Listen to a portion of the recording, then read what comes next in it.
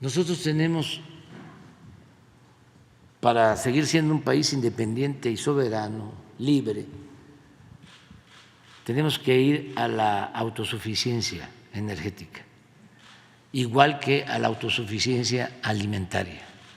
Eso también hacia adelante, para que no nos involucremos en los conflictos de las grandes potencias, de las hegemonías. El nuevo plan de negocios, vamos a decir, negocio público, no privado, consiste en esto. En vez de vender el petróleo crudo y comprar gasolinas, en el 18 esto es lo que se producía en las de la gasolina que consumimos. Así encontramos las refinerías, las 6 refinerías. Y esto es lo que importábamos de gasolinas, 900,000 barriles diarios de gasolina. Aquí empezamos, hemos invertido como 80,000 millones de pesos para modernizar las 6 refinerías. Desde el primer año empezamos a cambiar equipos y a darle mantenimiento a las refinerías. En el 19 la importación 900. Aquí bajó, pero básicamente tiene que ver también con la pandemia. Este es 21, subió 3,79, son combustibles. 22 ya subieron, las 6 ya se empiezan a ver los resultados. Y aquí está Deer Park, el amarillo, que esta fue la compra que hicimos. Entonces ya se reduce la importación en el 22 a 598. Este año estamos pensando, aquí aumenta, esta es la producción de las 6 refinerías, estos 128 ya es Dos Bocas para este año, es lo que tenemos estimado para finales de año. Y este es Deer Park. Bajaríamos a 232 las importaciones.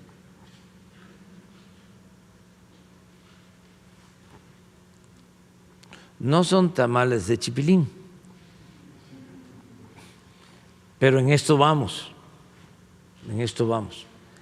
Y ya en el 24 queremos llevar las refinerías a 707, porque con todo lo que hemos invertido, las pasamos de 38% de su capacidad a 65%,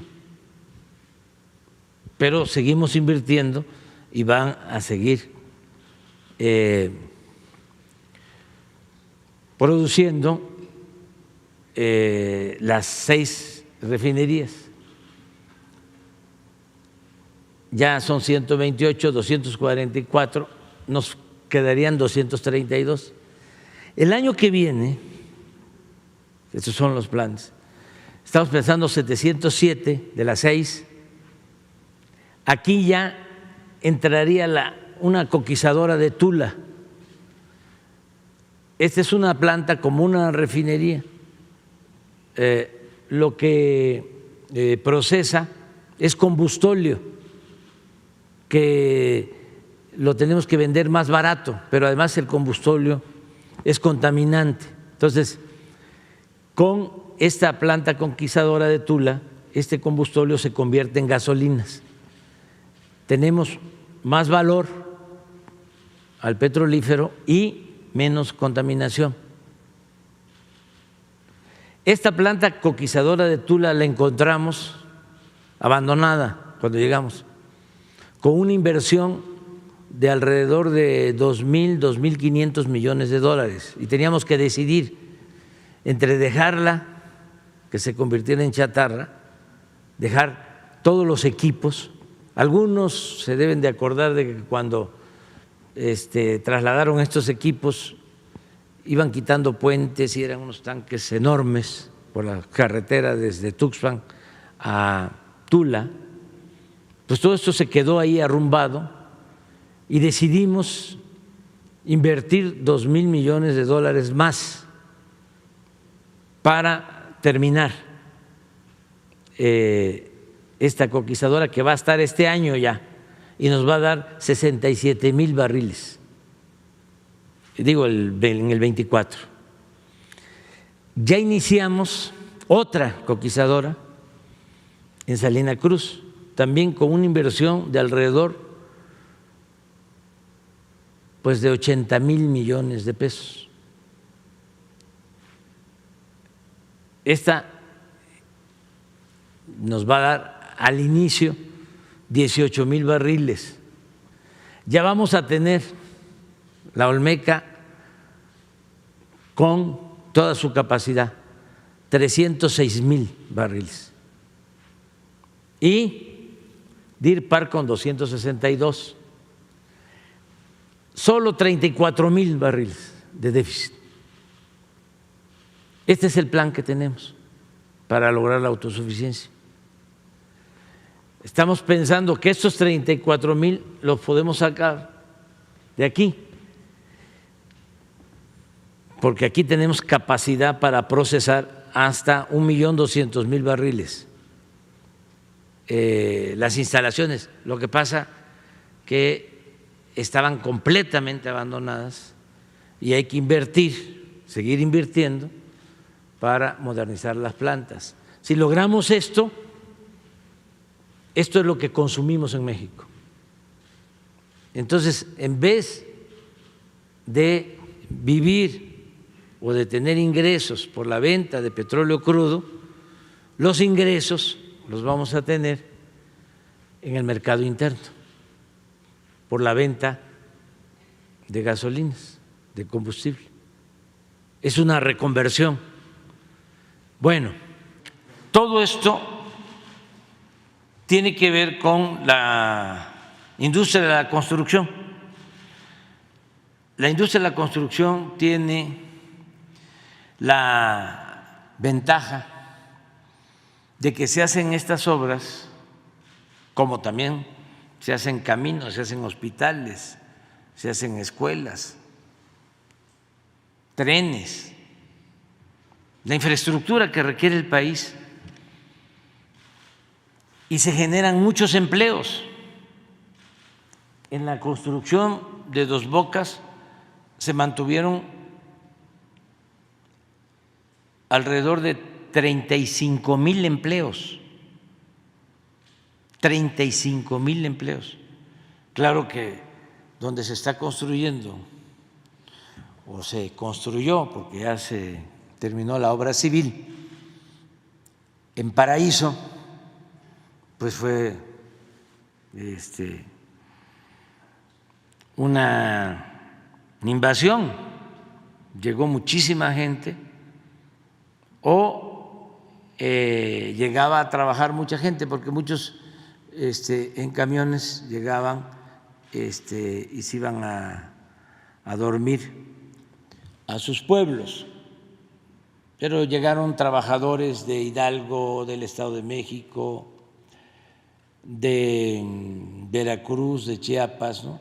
Los 35,000, podemos decir que la mitad eran de Tabasco y el resto de otros estados. Además, ahí habían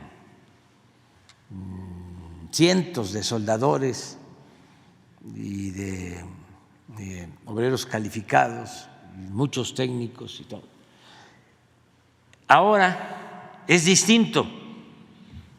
¿Quiénes se van a quedar? Se van a quedar los que van a operar la refinería. Ya no son 35,000, van a ser alrededor de 2.500, 3.000, pero son los que van a operar la refinería. Y tienes razón, de todas maneras se requieren viviendas, se requieren servicios, se requieren espacios públicos y ya están contemplados, ya se están empezando a construir fraccionamientos y se están ampliando los servicios. Ya hay obras en Paraíso que se han realizado. Tenemos, por ejemplo, que resolver todo el abasto de agua, pues no solo para las colonias petroleras o para quienes van a estar trabajando, viviendo con sus familias en la refinería, sino para toda la población. Entonces ya estamos en eso. Ahora, ¿qué pasa con los 35,000 trabajadores? ¿A dónde se van? Bueno, muchos al Tren Maya. Hablaba yo de la conquistadora de Salina Cruz. Ya debe de tener la conquistadora de Salina Cruz como 5,000 trabajadores. La conquistadora de Tula deben de estar laborando también como 5,000. En el Tren Maya como 80, 100,000 empleos. No se consiguen ya trabajadores, obreros calificados, fierreros, soldadores, por todo esto. ¿Qué recomiendo yo hacia adelante a quienes van a gobernar, a quienes les voy a entregar la estafeta? Que piensen en no dejar de invertir, que no se abandone como sucedía en la época neoliberal o neoporfirista, la inversión pública, que es importantísima la inversión pública, y que imaginen, es un símil, que es como montar una bicicleta, que no hay que dejar de pedalear para no pararnos. Entonces, si se tienen estas obras, hay proyectos que van a requerir ampliarse en el sureste, en el centro. Por ejemplo, hay que seguir construyendo más trenes. El tren hacia el centro, hacia el norte del país, el tren de pasajeros. Se tiene que desarrollar el plan, ayer hablábamos de eso, Sonora, con la industria eléctrica, con energías renovables, más plantas solares, hablábamos de litio, todo lo que implica la elaboración de las baterías, el tener la comunicación con las plantas de Arizona, de chips, el utilizar el cobre, la infraestructura de Sonora, y así en el Bajío y en el centro hay muchísimas oportunidades, hay muchos proyectos para que siga habiendo empleo. Lo sostuve el sábado y es un orgullo. México es de los países del mundo con menos desempleo. Es de los 3 países del mundo con menos desempleo formal. Esto es algo extraordinario. Esto ayuda mucho a que aumenten los salarios, porque hay quienes, lo dije aquí y luego vi en las redes que me tacharon de mentiroso, pero sí hay fierreros que están ganando 15,000 pesos a la semana. Bien merecido, pero eso no sucedía antes.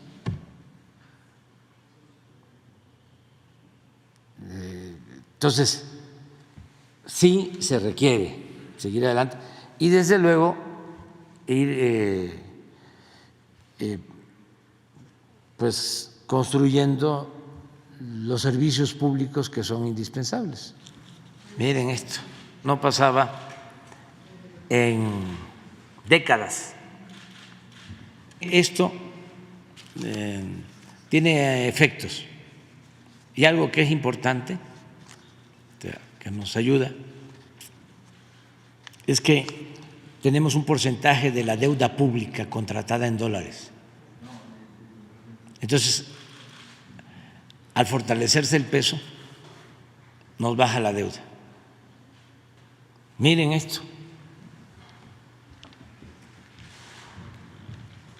Para los que quieren que regresen, yo sí también, yo quiero que regresen, pero lo que se robaron. Miren, Miguel de la Madrid, la devaluación, 2.454% de devaluación. Salinas, 36.7. Lo de Salinas es algo especial, porque es cuando más bienes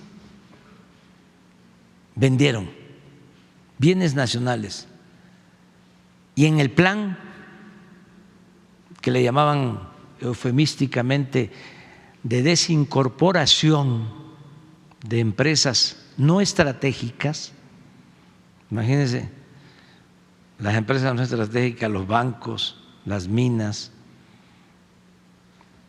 Teléfonos de México, etcétera, etcétera, etcétera, etcétera. Bueno, un objetivo, investiguen cómo justificaban las privatizaciones, era de que iban a obtener financiamiento, que se iban a fortalecer las finanzas públicas, que iban a tener más presupuesto, más dinero. Y fue cuando hubo más desigualdad, unos cuantos muy ricos y millones de pobres. Por eso yo llamo a Salinas el padre de la desigualdad moderna. Esa paradoja, esa contradicción, que es cuando de un multimillonario pasó en el sexenio de Salinas a 24 multimillonarios, de los que aparecían en la lista de los hombres más ricos del mundo. De uno, cuando entró Salinas, a 24 multimillonarios. Una familia cuando entró Salinas que tenía 2.500 millones de dólares, a 24 que sumaban 48,000 millones de dólares en un sexenio.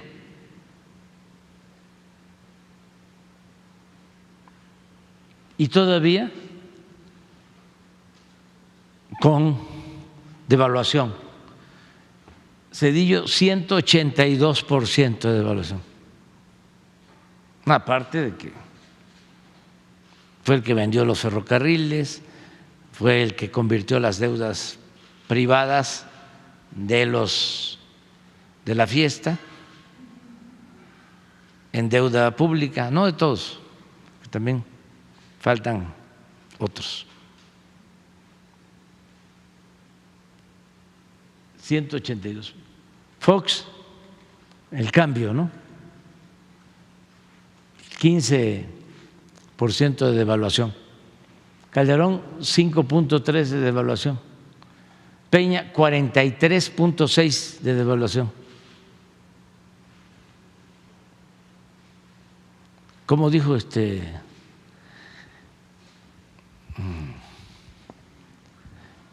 Krill? Maldito, ¿qué? Desgraciado. Y mira el desgraciado.